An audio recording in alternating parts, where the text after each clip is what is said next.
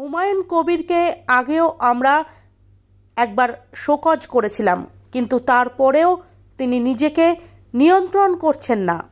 আজ দুপুর 2টো নাগাদ বিধানসভায় নিজ কক্ষে সংবাদ মাধ্যমের মুখোমুখি হয়ে এমনটাই মন্তব্য করলেন বিধায়ক শোভনদেব চট্টোপাধ্যায়।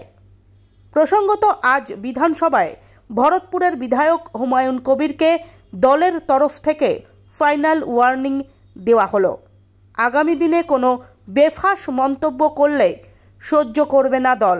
উল্লেখ্য, দিন কয়েক আগেই কাসেম সিদ্দিকী দলে যোগ দেওয়ার পর তাকে নিয়ে বেফাঁস মন্তব্য করেছিলেন বিধায়ক হুমায়ুন কবির।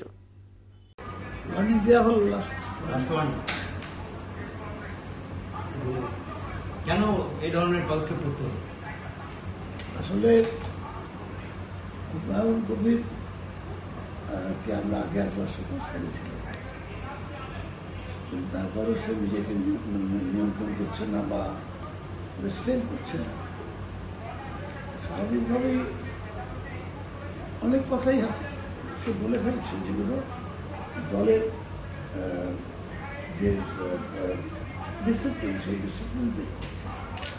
এটা ওকে মৌখিকভাবেও আমি বলেছি অনেকবার যে আমার তেমন কথা বলতে যেও না, কিন্তু যখন দেখলাম যে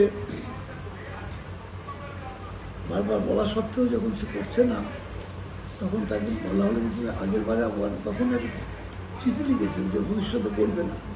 এটা তারপরে তুমি সেটা কন্টিনিউ করে যাচ্ছে। স্বাভাবিকভাবে এটা তোমাকে একটা ওয়ার্নিং দেওয়া হলো এবং এরপরে কিন্তু দল সিদ্ধান্ত নেবে। নিজেকে সংশোধন করছে না, বারবার